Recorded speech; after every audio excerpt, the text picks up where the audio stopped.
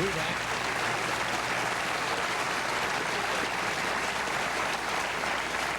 Always get a pleasure in introducing new comedians to the show, because as Doc probably knows, comedy is probably the most difficult commodity to come up with in our business, and he's making his first appearance on national television.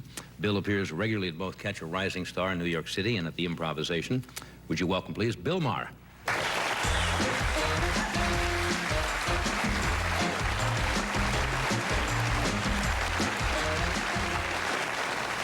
Well, thank you very much.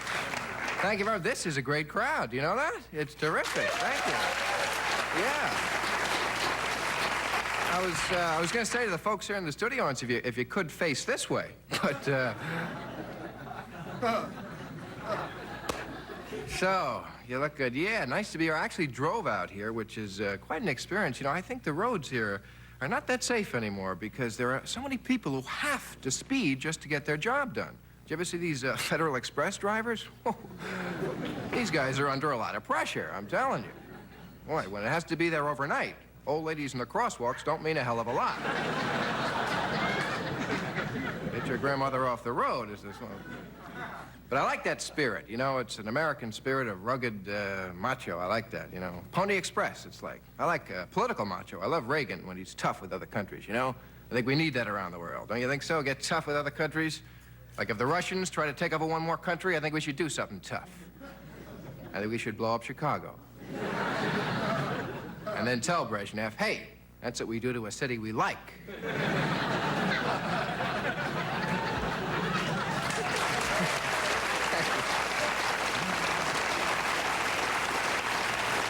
Yeah, I don't like that guy, Brezhnev. He's a communist, and he's an ugly-looking one, too. Did you ever see the guy?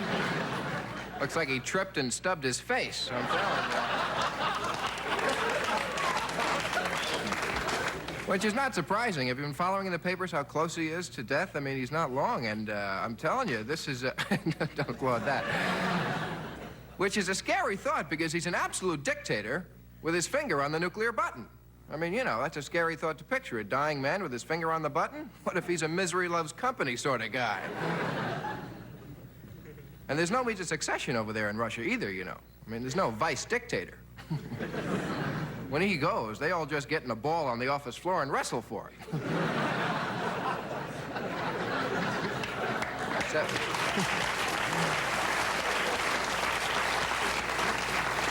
75-year-old men biting each other. It's a macabre scene, I'm telling you.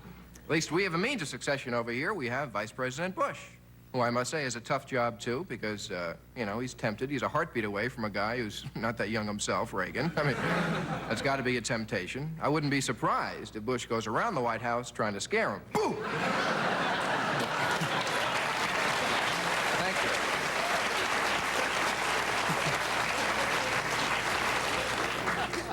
But I kid the communists.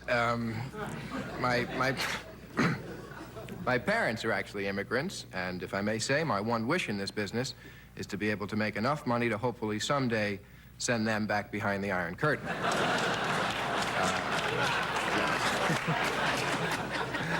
I kid because I love, and I think you know that. Yeah, no, I do. I come from an ethnic heritage. I come from a mixed marriage, which means my mother is Jewish and my father is Catholic. That is the truth. I was raised Catholic formally. Although I must say the Jewish mind comes out, even in the Catholic system. Give you an example, we used to go into confession, and I would bring a lawyer in with me. It's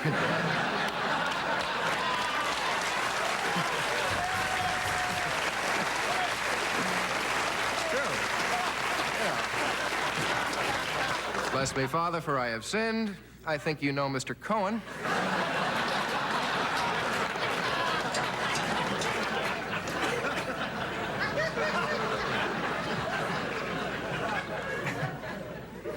But I kid religion, but I go back to the church often. I find it very comforting. And, you know this, they're modernizing some of the things.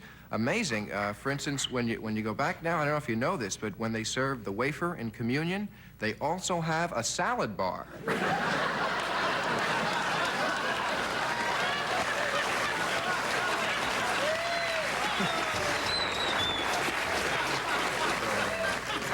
Kind of an amazing.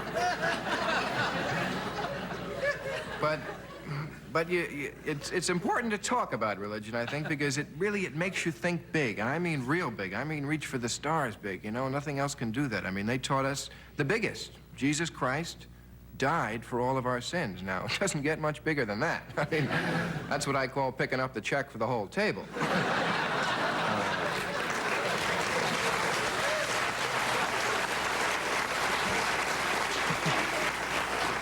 And religion makes you do things that nothing else could make you do. Circumcision.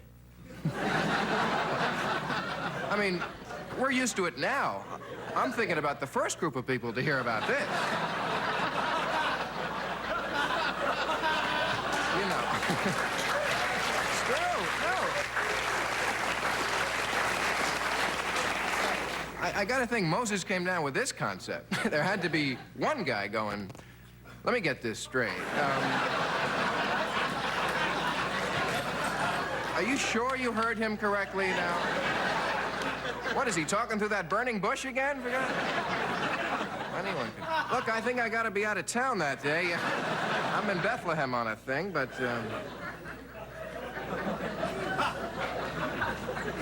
not easy being born, I tell you. Naming a kid, I often think, must be one of the roughest chores of parenthood, you know. Some people have solved this problem. You know this? You ever meet Swedish people? Swedish people, the names are very severe. They're very guttural. Sven! Okay. You know, take it easy. Don't you? I found out what this is. Swedish mothers give the name of the child as they're giving birth. It's true.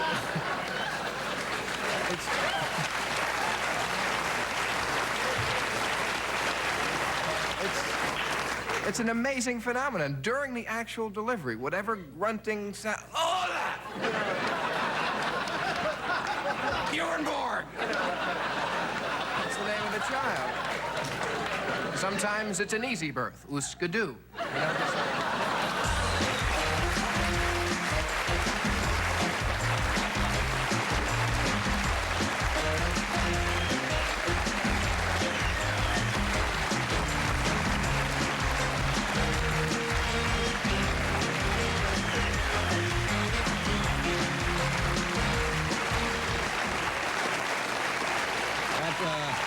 That's nice to hear.